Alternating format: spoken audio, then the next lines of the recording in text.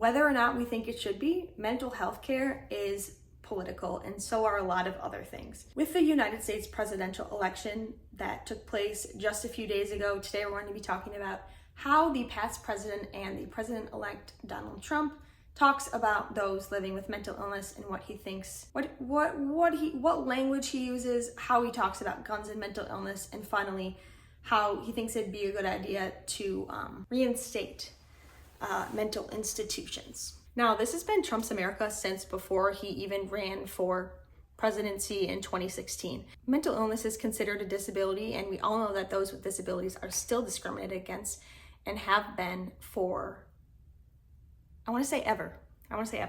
Yeah.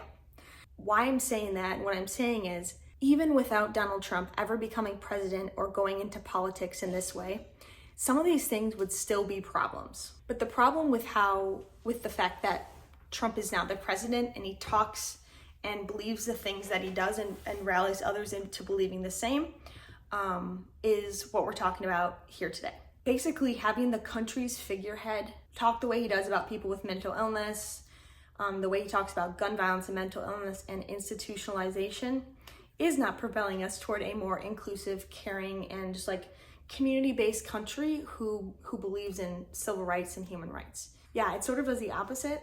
I'm gonna start with just a couple of disclaimers and caveats quickly. So the first one is there's so much we could talk about on this subject. In fact, I prepared a lot for this and I had to whittle it down significantly, and I know this will still be a longish video. So know that there are gonna be large and small gaps within here that I'm just not gonna be able to get to in the essence of time and other things. Second thing is I don't work in politics. I'm just a quote unquote normal person when it comes to politics. My channel is called You Seem Normal. I'm not an intellectual, I'm not an academic. Probably not everything I say is gonna be said perfectly, but I don't think that just because I'm a normal person and not a subject matter expert on this, that means I should not talk about it, because politics affect all of us and everything is political, including mental health care. I also want to say this is kind of a worry of mine in general, having the channel that I do, but I might say things that I don't exactly mean to say them how I'm saying them. They might not have the exact intended effect, or I may be watching it back and be like, I should have phrased that differently. That's not exactly correct. So just walk with me as we have some grace for me on those areas. Because again, I don't want the fear of like saying the wrong thing to stop me from saying anything at all. And then finally, the sources that I've used for this video are in the description box, and they're sorted by each of the 3 sections in this video. So the first section of this video is talking about language, the second is talking about guns, and the third is talking about institutionalization. So let's get started. Any linguistics nerd will tell you the power of language, and they'll prove it to you. So this year I read Cultish, The Language of Fanaticism by Amanda Montell, and she talks about all different kinds of cults, right? She talks about everything from like James Jones to CrossFit to Lululemon. And what she says in there is that the key to manufacturing all of these ideologies and behaviors, as well as these us versus them attitudes, comes down to language. And using stigmatizing language when referring to mental illness is a great way and a wonderful example of how we can use language to create these us versus them attitudes. Trump's a great example of that. And of course, not only does he do this with mental illness, but he also does it with pretty much every like identity and identity group that he isn't. So he'll demonize pretty much every minority group, immigrants, calling them rapists, calling them bloodthirsty criminals, saying they're going to eat our pets, saying they're eating our pets. He does it with women. He does it with transgender people who, you know, he had a campaign that spent $18 million, like I can't even fathom, just on the ads that were anti-trans.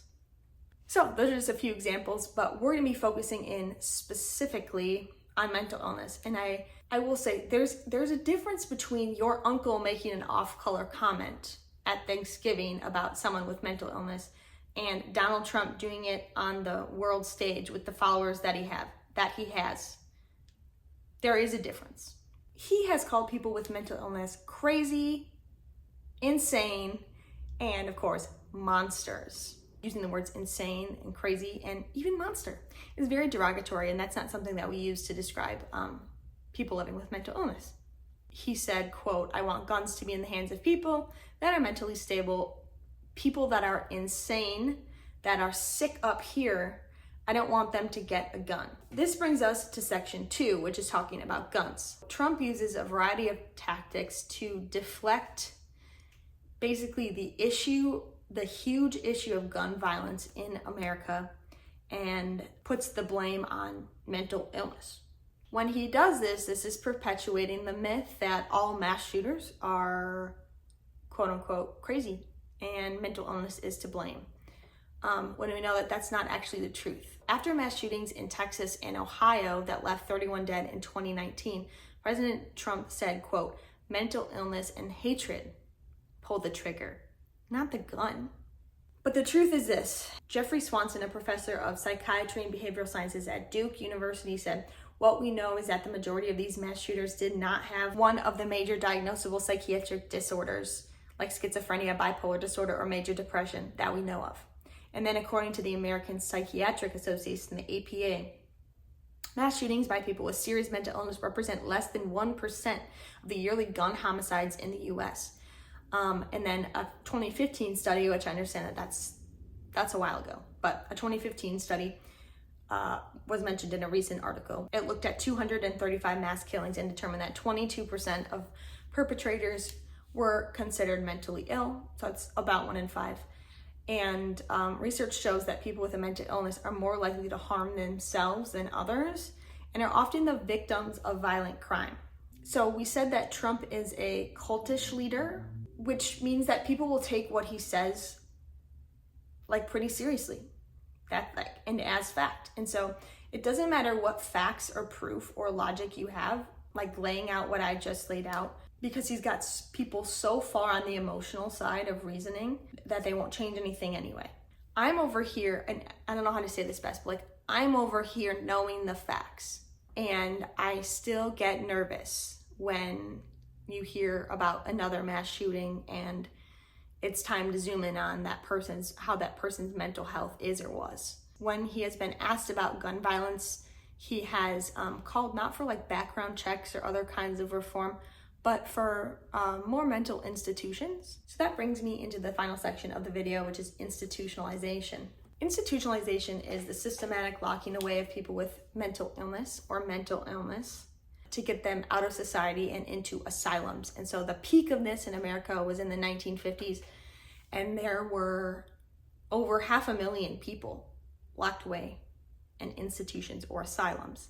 The reason we started getting away from those is journalists and others, including JFK, brought attention to the idea that, to the fact of the inhumane treatment that's taking place in these facilities, as well as serving the purpose of warehousing people and isolating them rather than actually providing treatment and help and healing. If you don't know about JFK's sister, you should read that immediately after this.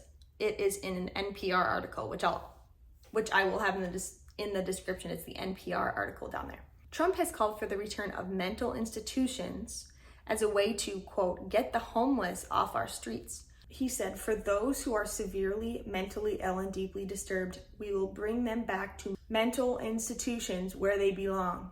He's saying this, but there's also this agreement in society that the treatment should center humans, or perhaps some of us think that and others don't, but should center human rights and should make sure the person's still, able to be a person and make their own decisions and things. And so the ACLU wrote in response to Trump saying that was, quote, "making it easier to commit people against their will would repeat one of the great wrongs of the last 150 years. It will rob innocent people of their most basic civil liberty, the day-to-day freedom to live on your own and make your own decisions about whether and what kind of medical treatment to receive." The ACLU is the American Civil Liberties Union, and that's what they fight for. They're nonpartisan, and they're particularly rooted in the Constitution. Finally, I want to draw the attention to the fact that many mental health advocates and activists call for increased funding and support and resources to community-based care. And this means that people can live in their communities in the actual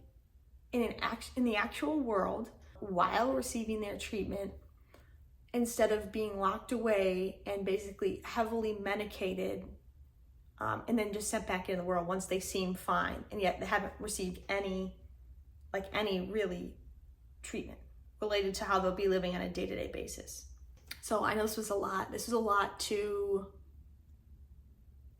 talk about. It was a hard week, and I want to say to anyone grieving election results that I'm right there with you. You make the world a better place. I want you in it, and so do so many others. So thanks for watching this video. I'll see you in my next one.